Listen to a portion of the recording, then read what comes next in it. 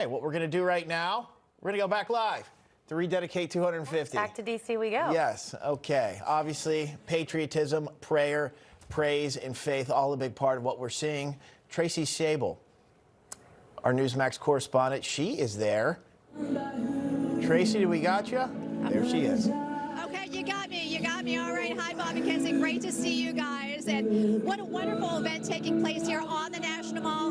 Rededicate 250. We started off around 9:30 this morning. We go till 6 o'clock. We've heard from a number of amazing speakers, including most recently Secretary of State Marco Rubio. Of course, we are still waiting to hear a message from the president that all of these people here are waiting for very patiently. A lot of old friends, some new friends here, including one that I just met. I'm going to bring him in right now. A new friend of mine, Skylar Duensing. Skylar is with the United States Patriot Society, and I want to point out, Skylar is 6'3", I'm 5'3" on a good day, and I'm wearing heels. Our pastor talked about previously God being able to do anything, and we know our God is a mighty God. One thing he might have some trouble with is making me as tall as you, but he'll work on it, I guess, if I ask him. Another thing that was talked about by one of the pastors recently was a revival going on right now here in the United States. I know you've been seeing that in particular with our young people, including young men. Absolutely. We've seen that. Thank you, Tracy. Thank you, Newsmax, for covering this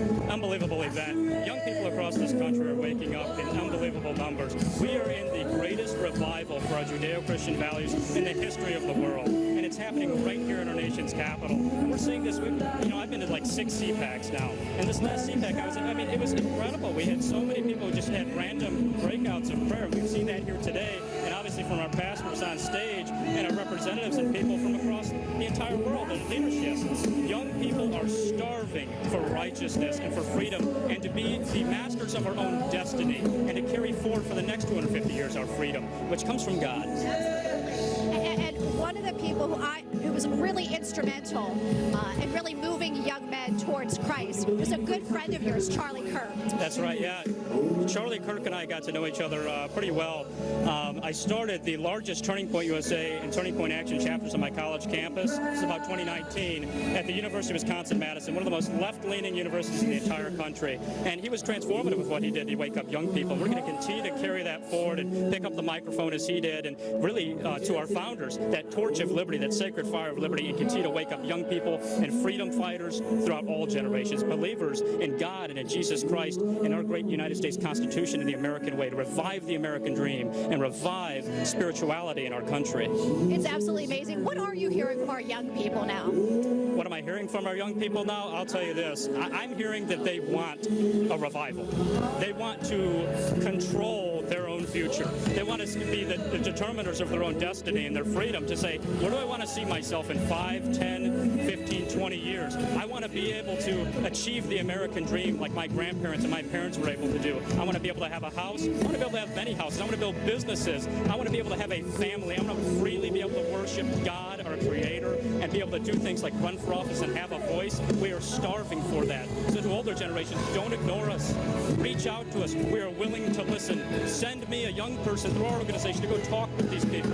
We're going to be doing that all across the country. We're so excited to do that in the great state of Colorado. We've done it in Texas and so many other states too. It's just an amazing moment, I think, right now when we're looking at our young people and also here in the United States as we get ready to celebrate the 250th anniversary of the United States. And what a wonderful way to kick it off, like with this event.